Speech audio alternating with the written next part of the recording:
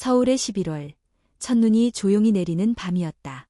도심의 고층 건물 사이로 하얀 눈송이가 흩날리고 지하철이 멀리서 울리는 소리를 남긴 채 지나간다. 마포구의 한 대학병원 응급실. 형광등 불빛은 차갑고 공기엔 약간의 소독약 냄새가 배어 있었다. 서준호는 초조하게 의자에 앉아 병상에 누운 딸을 바라보고 있었다. 지은아, 아빠 여기 있어. 숨 천천히 쉬자. 알았지? 지은은 올해 8살. 하지만 그녀는 또래보다 훨씬 작고 마른 편이었다.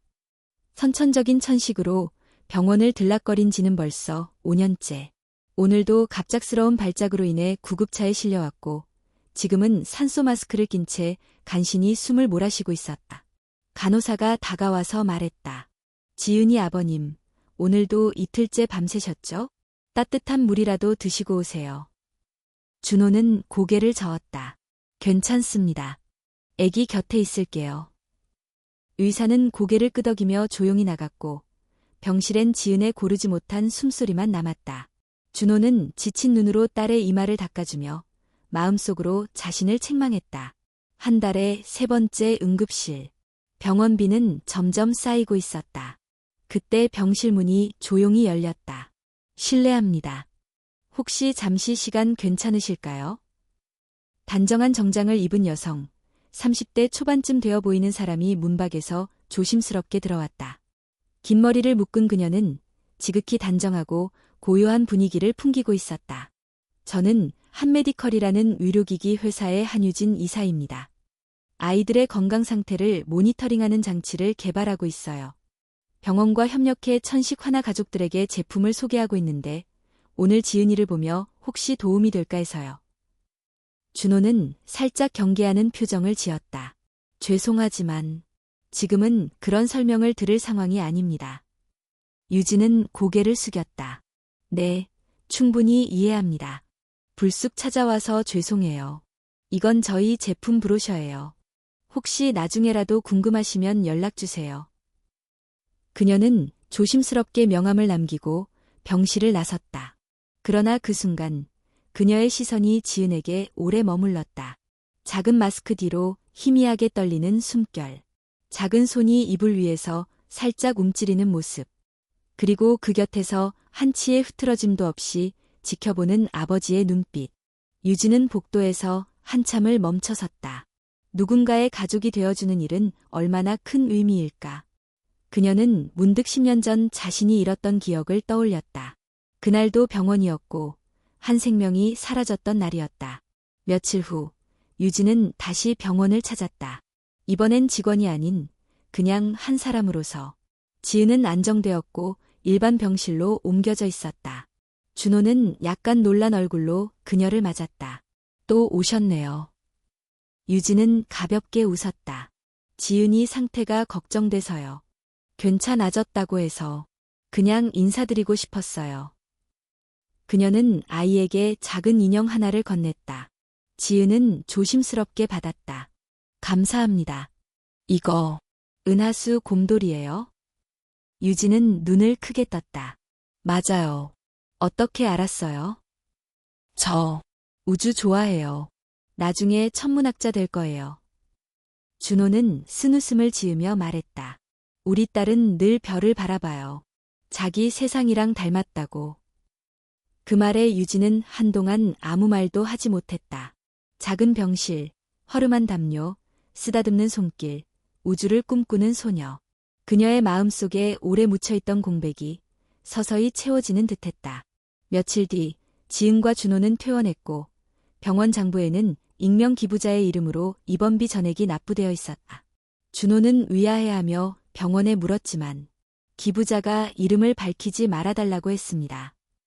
그날 밤 준호는 지은을 재우고 혼자 식탁에 앉아 계산기를 두드렸다. 수입은 줄고 지출은 늘었다. 지은의 병은 언제 재발할지 모른다. 그때 문득 책상 위에 놓인 명함 한 장. 한유진 H. 리사 연락처 010. 그 순간 그는 결코 이 여자를 잊을 수 없을 거란 예감을 했다.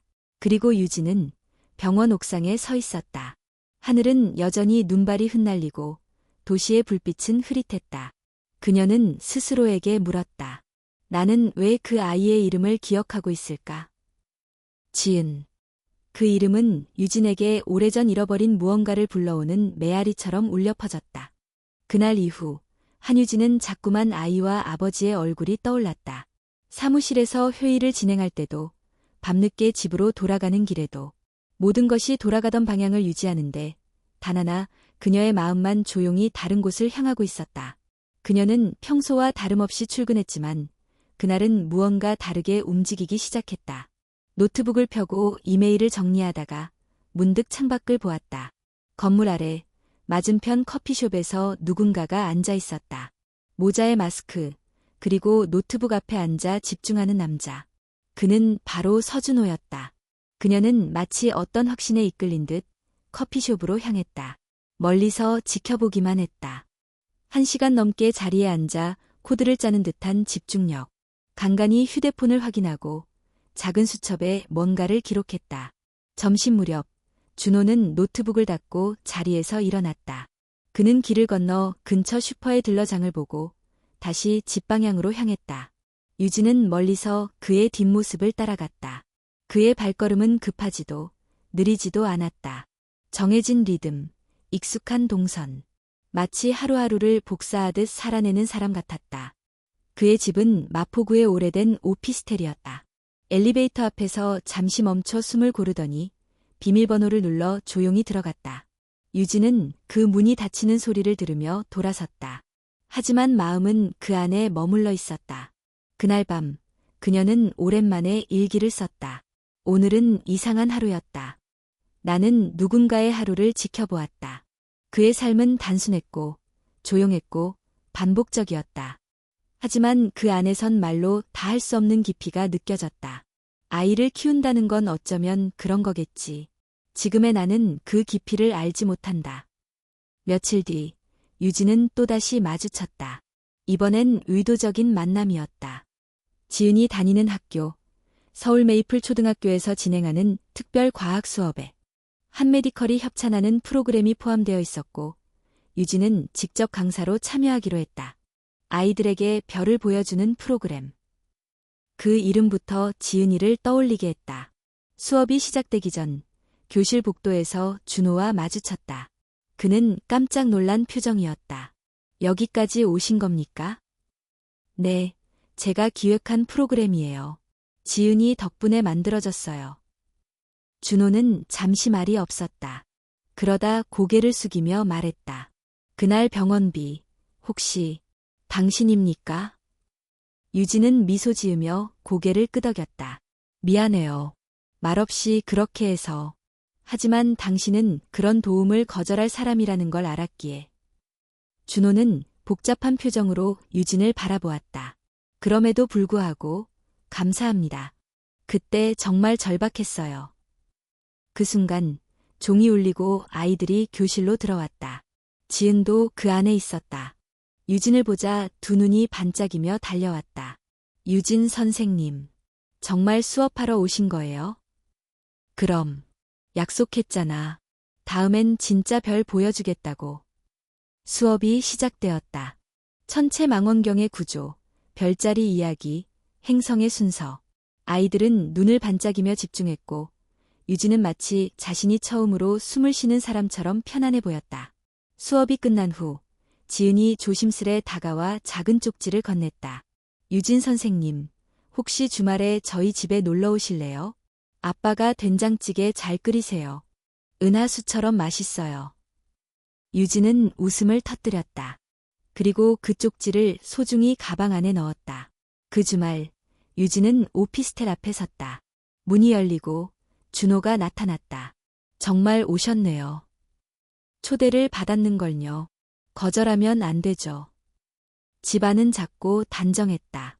거실 한쪽엔 지은이 그린 별자리 그림들이 붙어 있었고 식탁 위엔 작은 양초가 하나 켜져 있었다. 준호는 조심스럽게 된장찌개를 끓이고 지은은 상을 차렸다. 우리 집에 손님 오신 건 처음이에요. 지은이 자랑스럽게 말했다. 식사 중 유진은 문득 물었다. 준호 씨, 하루하루 이렇게 사는 게 힘들진 않으세요? 그는 잠시 멈췄다가 고개를 저었다. 물론 힘들죠. 하지만 그보다 중요한 건 아이가 웃는 거예요. 그 웃음 하나면 충분해요. 그 말에 유진은 눈을 내리깔았다. 그녀가 잃은 것, 그녀가 두려워했던 것, 바로 이 웃음이었다. 그날 밤, 유진은 집에 돌아와 오랫동안 창문을 바라보았다. 서울의 밤은 여전히 번잡했지만 그녀의 마음엔 새로운 별 하나가 떠오르고 있었다. 그 별의 이름은 지은이었다.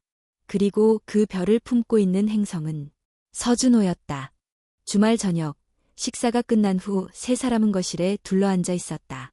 창밖에는 가느다란 눈발이 다시금 흩날리고 있었고 창문에 성에가 얇게 맺혀 있었다. 작은 전기난로 앞에서 지은은 노트를 펴고 별자리 그리기에 열중했다. 유진은 조용히 그 모습을 바라보다가 살며시 물었다. 지은아, 별이 왜 좋아? 지은은 고개를 들고 대답했다. 밤마다 항상 거기 있으니까요. 누구도 날 기다려주지 않지만 별은 늘 그 자리에 있어요. 그 말에 유진은 말문이 막혔다. 그녀 역시 오래전 매일 밤 같은 시간 창밖의 별을 보며 살아남았던 시절이 있었다. 기억하고 싶지 않은 시절. 하지만 그 어두운 시절이 있었기에 지금 이 작은 거실의 따뜻함이 더 특별하게 다가왔다. 준호는 부엌에서 세 잔의 유자차를 가져왔다. 유진 앞에 컵을 놓으며 말했다.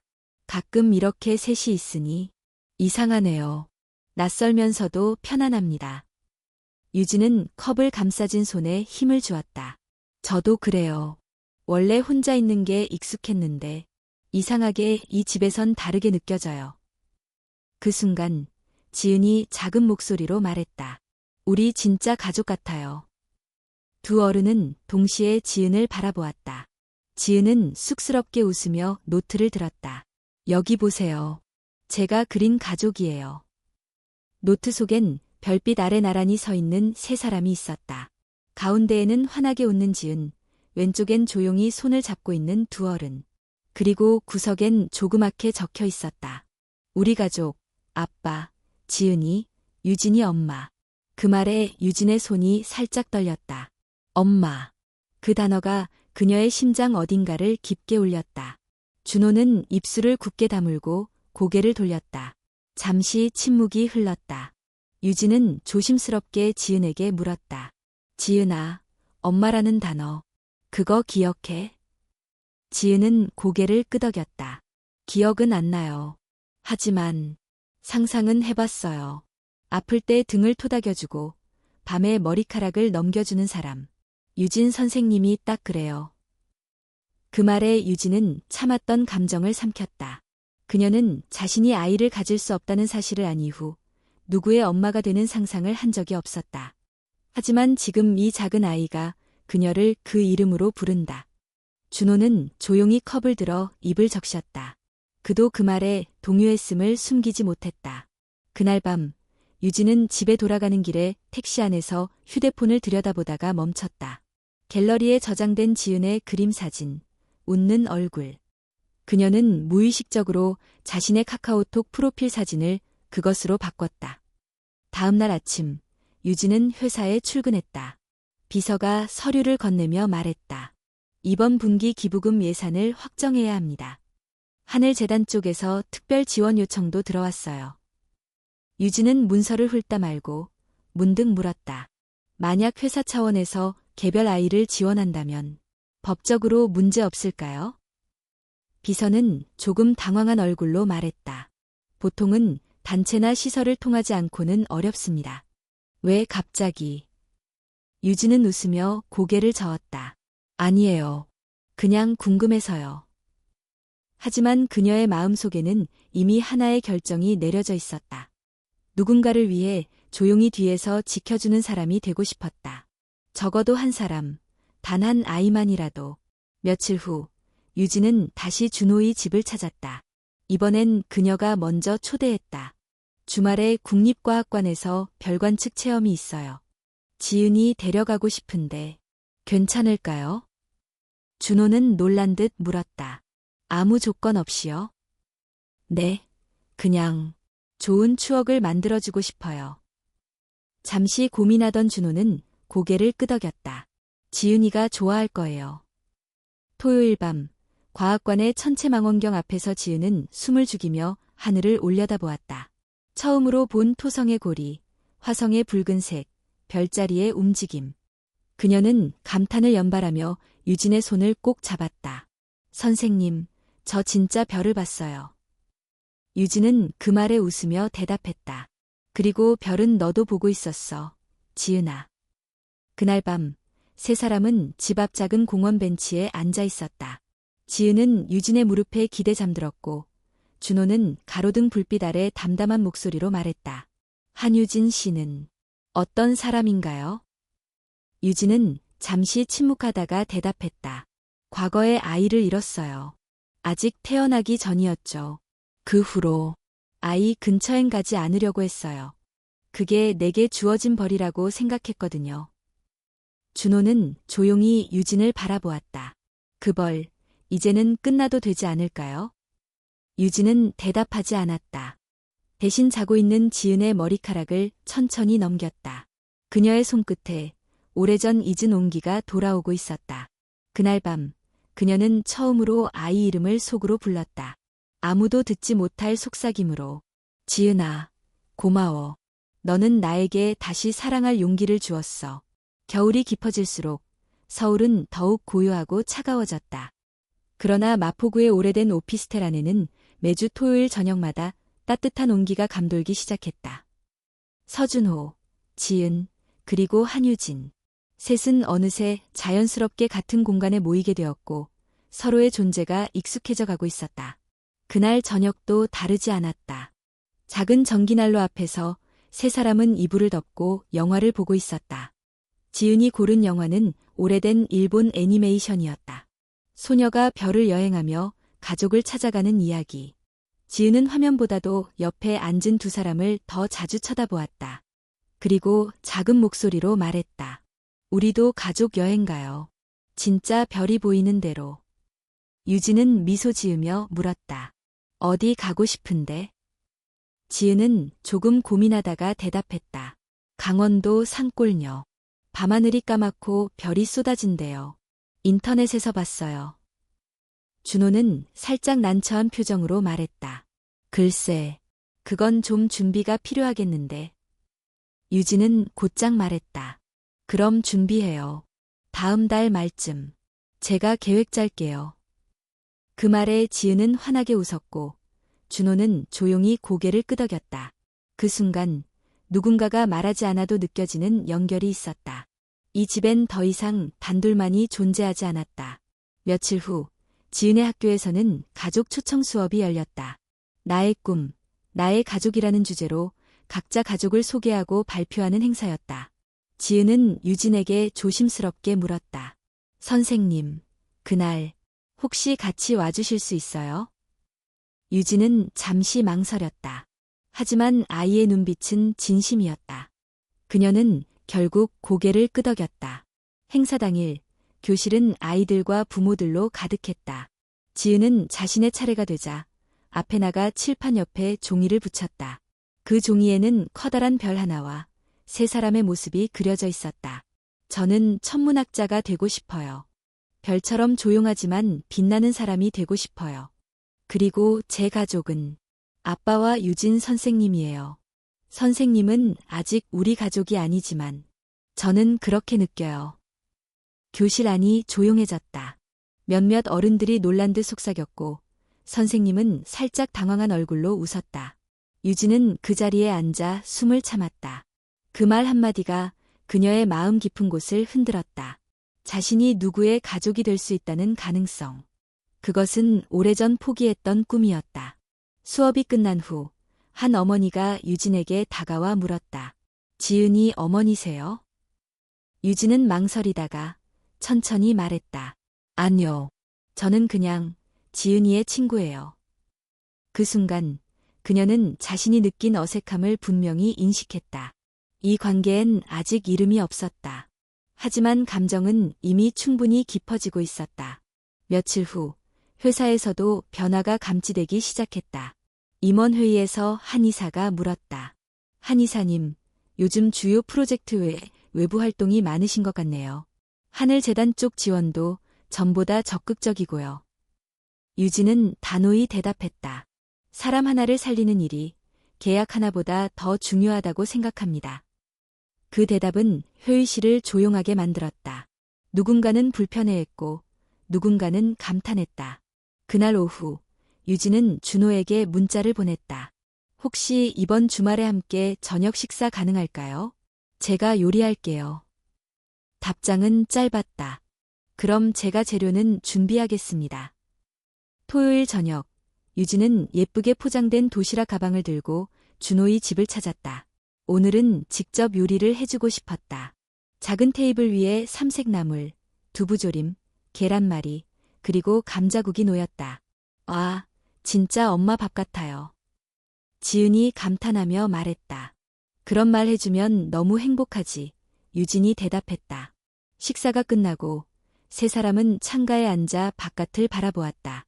눈은 내리지 않았지만 하늘은 맑고 별이 선명하게 보였다. 지은은 갑자기 물었다. 선생님, 왜 혼자 사세요? 유진은 질문에 놀랐지만 천천히 대답했다. 혼자가 편하다고 생각했었어. 하지만 요즘은 잘 모르겠어. 준호는 조용히 컵을 들고 창밖의 하늘을 바라보았다. 저도요. 혼자가 익숙했는데 요즘은 둘이 되고 싶고 셋이 되고 싶어요.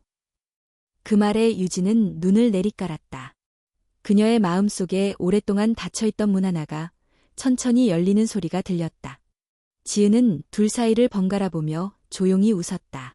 그 밤 아무도 말하지 않았지만 그들은 처음으로 가족이란 단어를 마음으로 받아들였다. 눈이 내리지 않던 겨울의 어느 날 따스한 햇빛이 드물게 서울을 감쌌다. 서준호는 딸과 함께 동네 도서관에 들렀다가 돌아오는 길이었다. 지은은 손에 과학책 2권을 들고 있었고 준호는 반쯤 찢어진 가방끈을 조심스레 고쳐 매고 있었다. 아빠, 우리 다음에 유진 선생님이랑 같이 도서관 와요. 여기 옥상에 작은 천문대도 있어요. 그래, 다음에 같이 오자. 지은이 유진을 자연스럽게 가족으로 언급할수록 준호의 마음도 점점 복잡해졌다. 그녀는 더 이상 손님이 아니었다. 하지만 그 관계에 이름을 붙이기엔 아직 그 무엇도 확실하지 않았다. 며칠 후 준호는 회사 거래처와 관련한 서류를 정리하다가 지은의 입원 영수증들을 정리하게 되었다. 그는 매번 할부로 나눠서 갚아왔지만 어느 순간부터 병원 측에서 더 이상 비용을 청구하지 않았다는 사실을 깨달았다. 수상함을 느낀 그는 병원에 직접 문의했다. 그리고 예상은 어느 정도 맞았다. 기록상으론 익명 기부자께서 지불하신 것으로 되어 있습니다. 모두 하늘재단을 통해 들어온 기부금이고요. 준호는 전화를 끊고도 한동안 말이 없었다. 하늘재단. 그 이름은 익숙했다. 지은이 받은 천문학 수업도 관측 프로그램도 학교 장학금도 모두 그 이름으로 제공되었다. 그리고 그는 그 모든 프로그램 뒤에 한유진이 있다는 사실을 알고 있었다. 그날 밤 유진은 평소처럼 지은에게 저녁을 함께하자고 연락했다. 준호는 조용히 대답했다. 오늘은 제가 요리하겠습니다. 오셔도 괜찮습니다. 작은 테이블 위에 김치찌개와 계란찜이 놓였다. 세 사람은 평소처럼 웃으며 식사를 시작했지만 어딘가 공기가 달랐다. 식사 중 준호는 젓가락을 내려놓고 조용히 물었다. 한 이사님, 혹시 저희 병원비, 학교 장학금, 그거 모두 당신이 하신 건가요? 유진은 순간 멈칫했다. 지은은 무슨 말인지 모른 채 수저를 들고 멍하니 두 사람을 바라보았다. 유진은 천천히 대답했다. 맞아요. 하지만 저는 그게 에요. 준호의 목소리가 낮지만 단호했다. 왜 아무 말도 없이 그런 걸 했습니까? 준호 씨가 거절할 걸 알았어요. 그래서 그렇다고 몰래 했습니까? 제 자존심은 고려하지 않으셨나요? 유진은 당황하며 말했다. 그건 당신을 깎아내리려는 게 아니었어요. 전 단지 우리를 도우면 당신 마음이 조금 나아질 것 같았나요?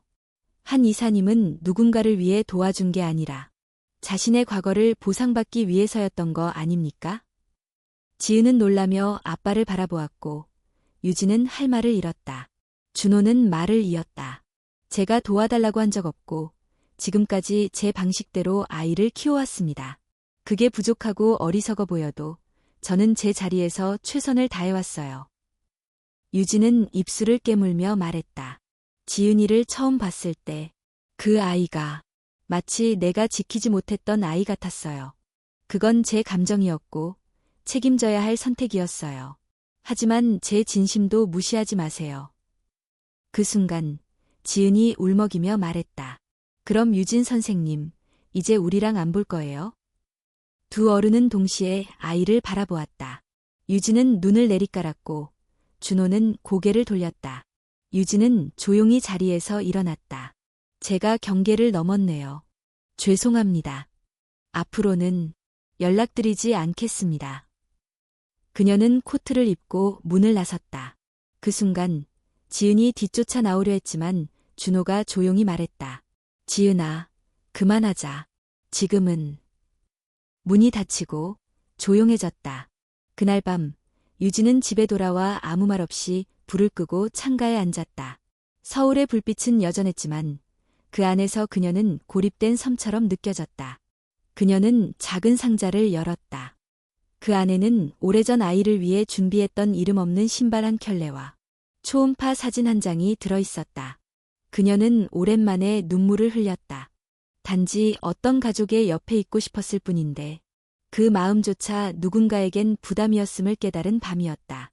눈이 내리지 않던 겨울의 어느 날 따스한 햇빛이 드물게 서울을 감쌌다. 서준호는 딸과 함께 동네 도서관에 들렀다가 돌아오는 길이었다.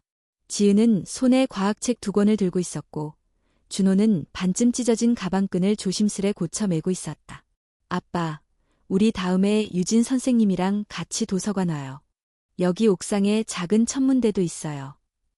그래, 다음에 같이 오자. 지은이 유진을 자연스럽게 가족으로 언급할수록 준호의 마음도 점점 복잡해졌다.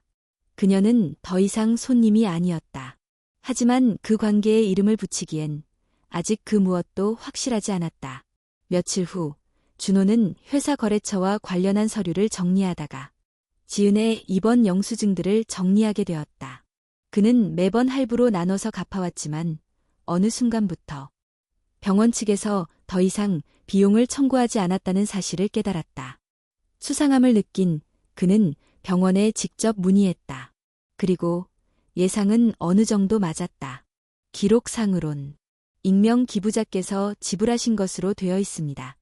모두 하늘재단을 통해 들어온 기부금이고요. 준호는 전화를 끊고도 한동안 말이 없었다.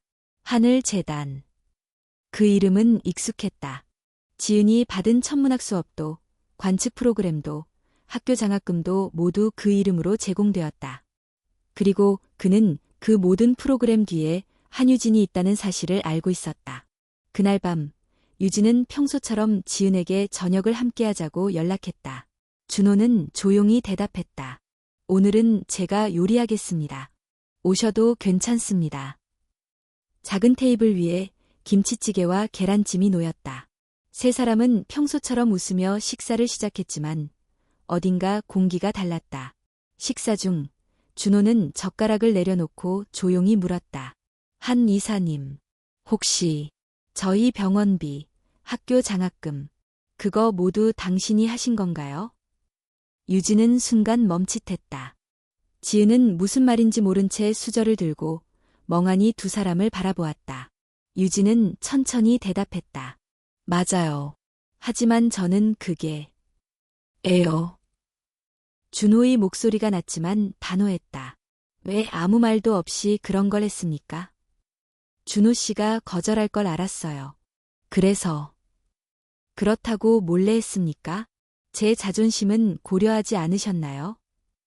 유진은 당황하며 말했다. 그건 당신을 깎아내리려는 게 아니었어요. 전 단지 우리를 도우면 당신 마음이 조금 나아질 것 같았나요? 한 이사님은 누군가를 위해 도와준 게 아니라 자신의 과거를 보상받기 위해서였던 거 아닙니까? 지은은 놀라며 아빠를 바라보았고 유진은 할 말을 잃었다. 준호는 말을 이었다. 제가 도와달라고 한 적 없고 지금까지 제 방식대로 아이를 키워왔습니다. 그게 부족하고 어리석어 보여도 저는 제 자리에서 최선을 다해왔어요. 유진은 입술을 깨물며 말했다. 지은이를 처음 봤을 때 그 아이가 마치 내가 지키지 못했던 아이 같았어요. 그건 제 감정이었고 책임져야 할 선택이었어요. 하지만 제 진심도 무시하지 마세요. 그 순간 지은이 울먹이며 말했다. 그럼 유진 선생님, 이제 우리랑 안 볼 거예요?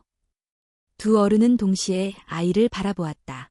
유진은 눈을 내리깔았고 준호는 고개를 돌렸다. 유진은 조용히 자리에서 일어났다. 제가 경계를 넘었네요. 죄송합니다. 앞으로는 연락드리지 않겠습니다. 그녀는 코트를 입고 문을 나섰다. 그 순간 지은이 뒤쫓아 나오려 했지만 준호가 조용히 말했다. 지은아, 그만하자. 지금은. 문이 닫히고 조용해졌다. 그날 밤 유진은 집에 돌아와 아무 말 없이 불을 끄고 창가에 앉았다. 서울의 불빛은 여전했지만 그 안에서 그녀는 고립된 섬처럼 느껴졌다. 그녀는 작은 상자를 열었다. 그 안에는 오래전 아이를 위해 준비했던 이름 없는 신발 한 켤레와 초음파 사진 한 장이 들어있었다. 그녀는 오랜만에 눈물을 흘렸다. 단지 어떤 가족의 옆에 있고 싶었을 뿐인데 그 마음조차 누군가에겐 부담이었음을 깨달은 밤이었다. 며칠 뒤 유진은 회사에 사직서를 제출했다. 이유는 건강상의 이유였다. 이사회는 놀랐고 일부는 안타까워했다. 하지만 그녀는 더 이상 설명하지 않았다. 준호의 집에도 유진의 소식은 더 이상 오지 않았다. 지은은 매일같이 쪽지를 쓰고 창문에 붙였지만 그녀는 오지 않았다. 그리고 서울의 첫눈이 다시 내렸다. 그해 겨울 세 사람은 각자의 자리에서 조용히 이별을 배우고 있었다. 한유진이 사라진 후 서준호의 집은 다시 조용해졌다. 식탁엔 세 사람의 그릇 대신 2개만 놓였고 창가의 별자리 그림도 한쪽 구석으로 치워졌다. 지은은 밝은 척했지만 매일 밤 유진이 붙여준 은하수 조명을 바라보며 잠들었다. 아빠, 유진 선생님, 정말 안 오는 거예요? 준호는 대답하지 않았다. 그는 자신의 말이 아이의 마음을 더 아프게 만들 수 있다는 걸 알고 있었다. 그러던 어느 날 예상치 못한 전화 한 통이 걸려왔다. 전화기 너머의 목소리는 다정했지만 낯설었다. 오랜만이야, 준호 씨. 혹시 잠깐 만날 수 있을까? 그 목소리의 주인공은 최은서, 지은의 생모였다. 지은이 2살이 되던 해 아무런 말 없이 집을 떠난 여자. 그녀는 SNS에서 빠르게 유명해졌고 라이프스타일 브랜드를 운영하며 인플루언서로 자리 잡았다. 준호는 처음엔 만나길 거부했다. 하지만 그녀는 말했다. 지은이, 보고 싶어. 그리고 난 이제 엄마로서의 역할을 다시 하고 싶어. 결국 준호는 강남의 한 카페에서 그녀를 만났다.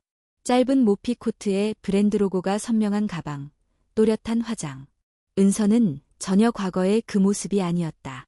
지은이 잘 크고 있지? 당신이 궁금할 자격이 있어? 준호의 말에 은서는 당황하지도 않았다. 오히려 준비된 듯 노트북을 꺼내 보여주었다. 이건 내 브랜드의 새로운 캠페인 기획서야. 엄마의 귀환, 진짜 가족을 찾아서 내가 지은이랑 함께 나오는 광고야. 장난해? 아니, 진심이야. 지은이랑 다시 시작하고 싶어. 그리고 이건 나만의 방법이야. 엄마와 딸이 함께 성장하는 모습을 보여주고 싶어. 준호는 한동안 말을 잇지 못했다. 그녀는 여전히 자기 중심의 세계에서 살고 있었다. 며칠 뒤 등기 우편이 도착했다. 양육권 조정 신청서. 최은서가 정식으로 지은의 양육권을 요구한 것이었다. 준호는 혼자서 변호사를 찾기 시작했다. 하지만 비용이 만만치 않았다. 프리랜서 수입으로는 감당이 쉽지 않았다. 아이의 법적 친모가 돌아와 양육을 원할 경우 현실적으로는 불리한 싸움이 될 수 있습니다. 변호사의 말은 분명했다. 그날 밤 지은은 준호가 법률 서류를 정리하는 모습을 몰래 지켜보다가 말했다. 아빠, 무서워요. 준호는 아이를 꼭 안아주며 말했다. 아빠가 너를 지킬게. 무슨 일이 있어도. 며칠 후 학교에서 은서가 지은을 찾아왔다. 화려한 외모에 카메라팀까지 대동한 그녀는 교실 앞에서 지은에게 다가가 밝은 얼굴로 말했다. 지은아, 엄마야. 기억 안 나니? 지은은 뒷걸음질 쳤다. 그녀의 눈엔 낯선 사람밖에 보이지 않았다. 아니요. 제 엄마는 없어요. 아빠만 있어요. 은서는 당황했고 카메라 감독은 눈치를 살폈다. 준호가 급히 학교로 도착해 상황을 수습했지만 이미 일이 커진 뒤였다. 며칠 후 SNS에 영상이 올라왔다. 딸을 되찾고 싶은 엄마의 이야기. 조회수는 폭발했고 사람들의 반응은 엇갈렸다. 누군가는 딸을 버리고 떠난 엄마가 무슨 자격이냐고 말했고 누군가는 아이를 다시 품으려는 노력은 아름답다고 응원했다. 준호는 점점 세상의 소음에 지쳐갔다. 가장 힘든 건 지은이었다. 학교에서도 친구들이 수근거렸고 선생님들도 조심스러워졌다. 그날 밤 지은은 혼잣말처럼 말했다. 유진 선생님이 있었으면 좋았을 텐데. 그 말에 준호는 마음이 아려왔다. 그는 오랜만에 유진의 연락처를 꺼내 들었다. 하지만 메시지를 쓰다가도 지우기를 반복했다. 그녀는 이미 떠났고 다시 돌아올 이유도 의무도 없었다. 며칠 뒤 법원의 1차 조정날. 준호는 낡은 정장을 입고 한 손엔 지은의 앨범을 들고 법원에 섰다. 반대편에는 은서가 최고급 변호사와 함께 나타났다. 그녀의 표정엔 여유와 확신이 있었다. 재판장은 양측의 입장을 듣고 다음 신문을 위해 날짜를 정했다. 그리고 지은을 직접 면담하겠다는 입장을 밝혔다. 준호는 마지막 희망으로 사진을 꺼내며 말했다. 이건 아이가 3살 때 제가 찍은 사진입니다. 아플 때 함께 있었던 기록, 예방접종 카드, 유치원 상담 일지, 학교 생활 일기, 모두 제가 함께 했습니다. 은서는 웃으며 말했다. 하지만 법적으로 저는 지은이의 유일한 친모입니다. 준호는 입술을 깨물었다. 그 말이 무서운 이유는 진실이기 때문이었다. 그리고 그날 밤 서울의 겨울 하늘은 이상하리만큼 맑았다. 지은은 창가에 앉아 유진이 남겨둔 노트 한 권을 꺼냈다. 첫 장엔 이런 글귀가 적혀 있었다. 별은 항상 제자리에 있어. 눈에 보이지 않을 때조차도. 그 글을 가만히 바라보던 지은은 조심스럽게 편지를 쓰기 시작했다. 수신자, 한유진 선생님. 제목, 저를 다시 찾아와 주세요. 법정에서의 첫 조정 이후 서준호는 지은을 꽉 안고 집으로 돌아왔다. 그는 아무 말 없이 딸의 손을 잡았고 지은도 묵묵히 아빠의 걸음에 맞췄다. 그날의 분위기, 은서의 여유로운 태도, 재판장의 표정. 모든 것이 준호에게 불길한 예감을 안겨주었다. 며칠 후 법원에서 다시 등기가 도착했다. 추가 증거자료 제출. 봉투 안에는 DNA 검사 결과가 동봉되어 있었다. 결과지에는 이렇게 쓰여 있었다. 서준호 씨는 피검사자 지은 양과 생물학적 부계 관계가 없음이 확인되었습니다. 준호는 몇 분간 종이를 들고 멍하니 앉아 있었다. 세상이 멈춘 듯했고 손끝은 얼어붙은 것처럼 떨렸다. 그는 자신이 의심조차 하지 않았던 사실 앞에서 무너졌다. 지은이 자신의 친딸이 아니라는 것. 지금껏 단 한 번도 의심한 적 없었고 의심할 이유도 없었다. 하지만 이제 법적으로도 그는 혈연관계가 없는 보호자에 불과했다. 그날 밤 지은은 평소보다 일찍 잠이 들었다. 준호는 혼자 주방에 앉아 오랫동안 식지 않은 유자차를 바라보았다. 기억 속에 지은이 떠올랐다. 처음 말을 배웠을 때, 첫걸음을 떼었을 때, 열이 펄펄 날 때 밤새 곁을 지켰던 순간들. 그 모든 기억이 사랑이었고, 책임이었고, 인생이었다.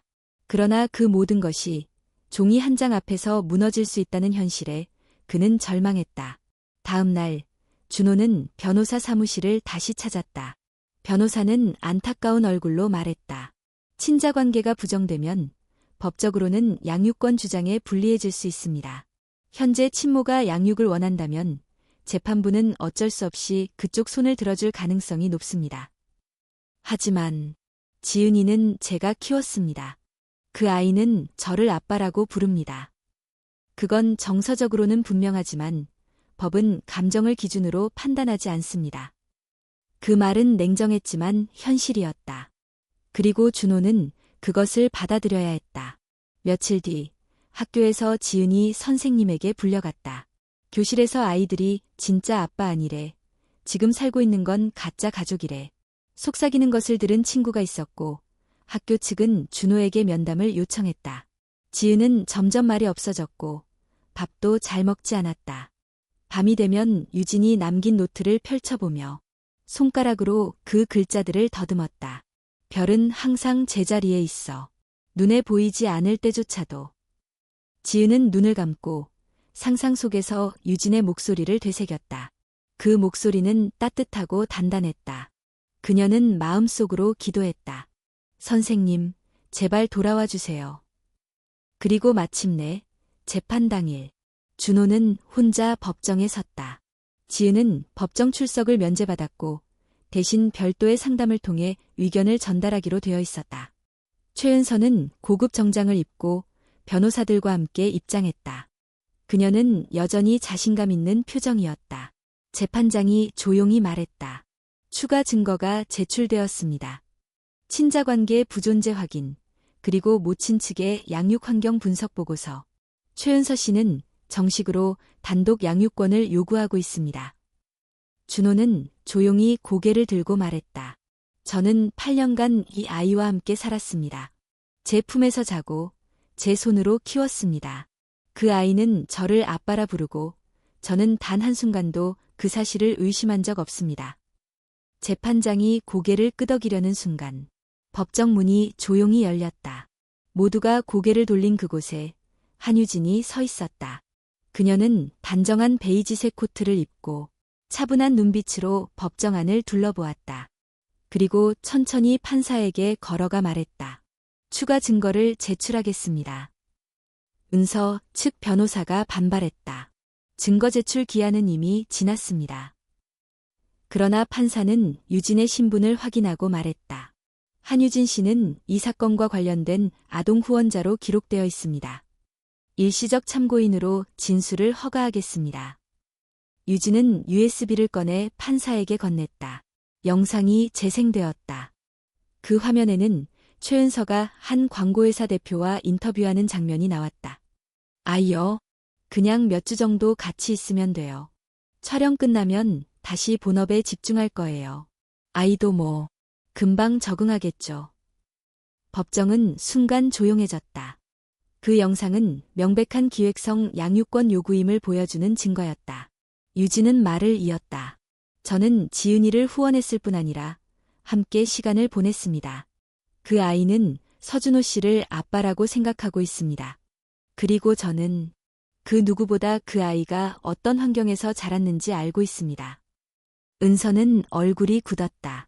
그녀는 급히 무언가를 말하려 했지만 이미 분위기는 기울어 있었다. 재판장은 조용히 말했다. 지은 양과의 면담 결과 그 아이는 현재 보호자와 계속 살기를 원하며 생물학적 관계보다 정서적 안정감을 더 중요시하고 있습니다. 판사는 서류를 정리하며 마지막으로 물었다. 서준호 씨, 당신은 지은 양과 생물학적 관계가 없음을 알았을 때 왜 그 아이를 계속 지키고자 했습니까?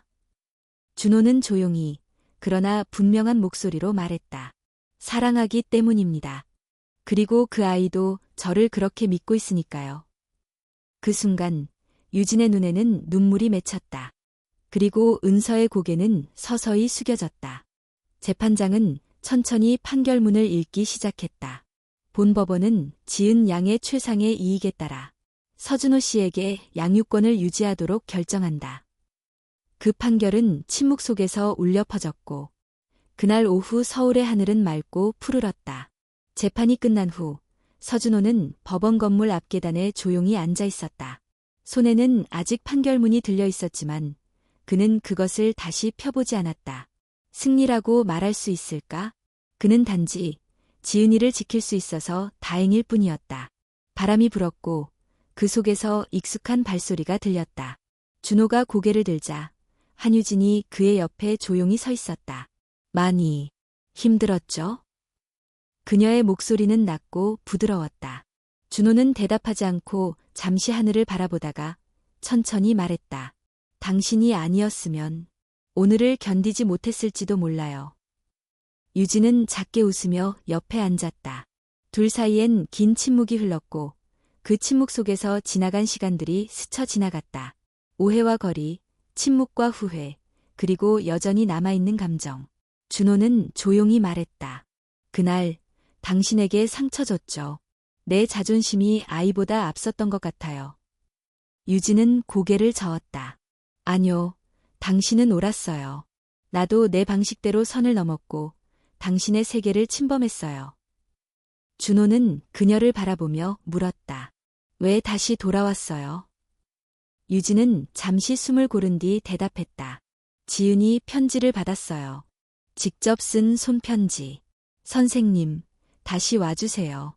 아빠가 아무 말 안 하지만 밤마다 울어요. 나는 두 분 다 필요해요. 그 말에 준호는 눈을 감았다.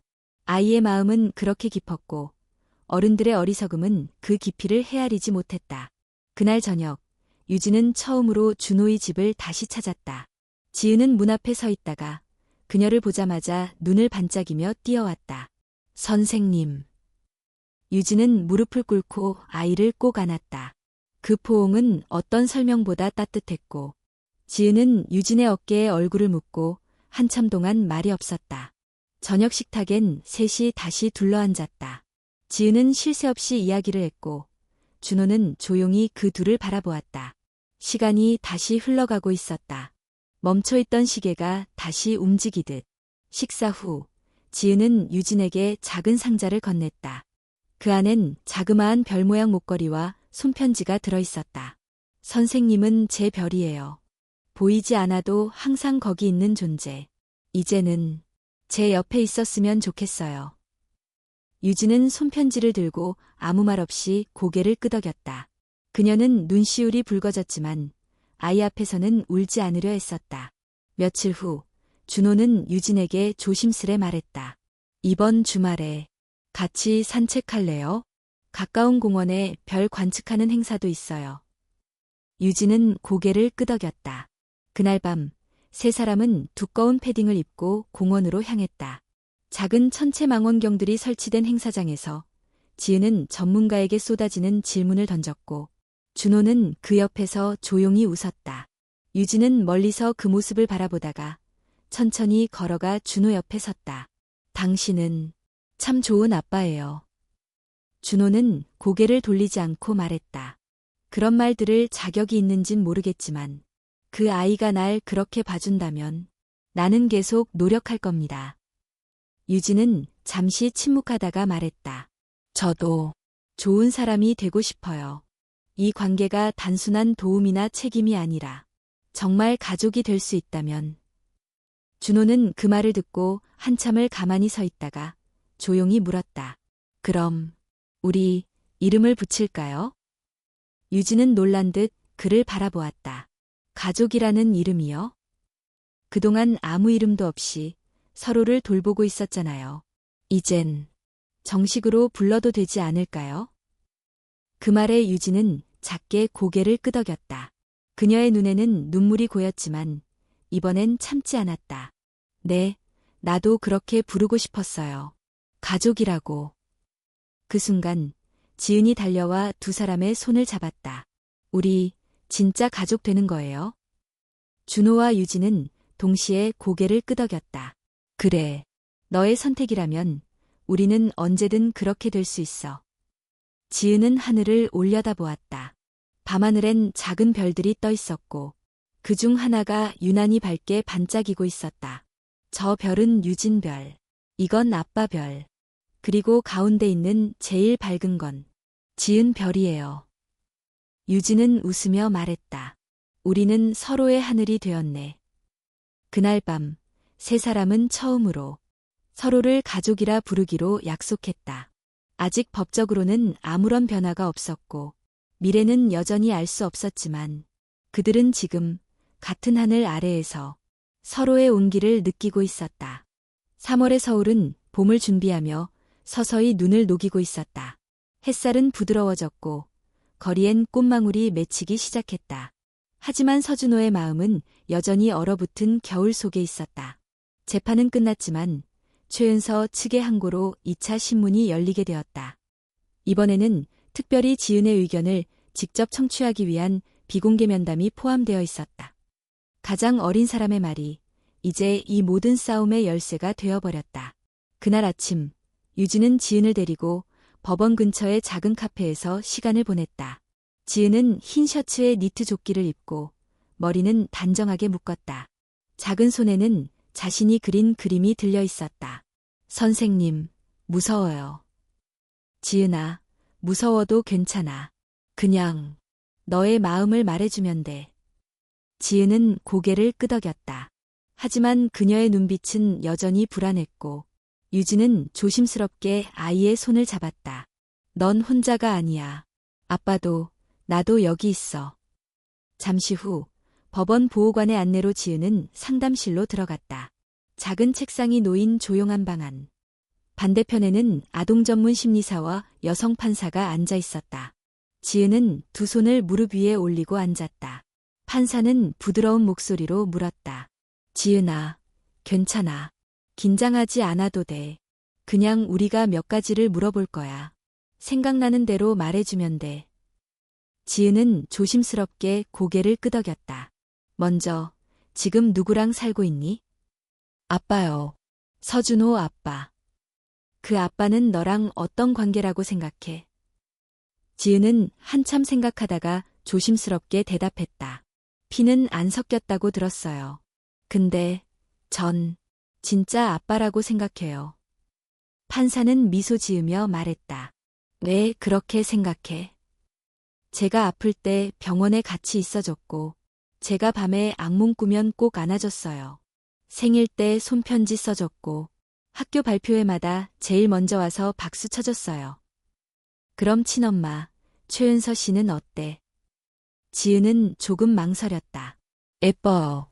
좋은 향기도 나고 제게 예쁜 옷도 사주셨어요. 그럼 그분과 살고 싶은 마음은? 지은은 고개를 저었다. 그분은 사진 찍을 때만 웃어요. 전 그런 집보다 밥 먹을 때 진짜 웃는 사람이 있는 집이 좋아요. 판사는 잠시 펜을 멈추고 조용히 물었다. 그럼 지은이가 원하는 가족은 누구야? 지은은 작은 그림을 꺼내 책상 위에 올려두었다. 거기엔 세 사람이 나란히 서 있었다. 가운데가 지은, 왼쪽엔 준호, 오른쪽엔 유진. 그림 위엔 또박또박 적힌 글이 있었다. 내가 선택한 가족. 이게 제 가족이에요. 유진 선생님은 엄마처럼 저를 돌봐줬어요. 한 번도 진짜 엄마라고 해달라고 한 적 없지만 제 마음속엔 엄마예요. 심리사는 조용히 웃으며 고개를 끄덕였다. 지은아, 용기 내줘서 고마워. 너의 목소리는 꼭 전달할게. 면담이 끝나고 지은은 조용히 방을 나왔다. 복도에서 기다리던 준호와 유진이 일어나 그녀를 안았다. 수고했어, 지은아. 힘들었지만 말했어요. 우리 가족이 누구인지요.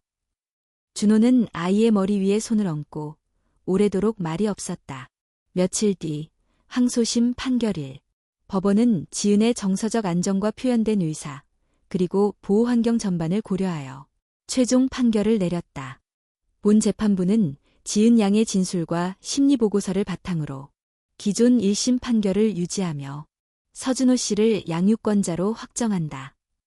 최은서는 무표정한 얼굴로 판결을 들었다. 그녀의 손에 들려있던 스마트폰은 화면이 꺼진 채 아무 알림도 울리지 않았다. 재판이 끝난 후 그녀는 누구보다 먼저 법정을 나섰다. 그리고 그 모습을 지은은 유리 너머로 조용히 바라보았다. 마치 한 시대가 끝나는 장면처럼. 밖으로 나오는 길, 유진이 조용히 아이에게 물었다. 괜찮아? 지은은 작게 웃으며 고개를 끄덕였다. 선생님, 이제 맘 놓고 별 보러 가요. 저 하고 싶은 거 많아요. 준호는 두 사람을 바라보다가 조용히 말했다. 그래, 우리 가족, 이제 진짜 시작하자. 그 말에 유진은 조용히 고개를 끄덕였다. 말로 하지 않아도 그들이 이제 서로를 가족이라 부르기로 마음속으로 맹세했다.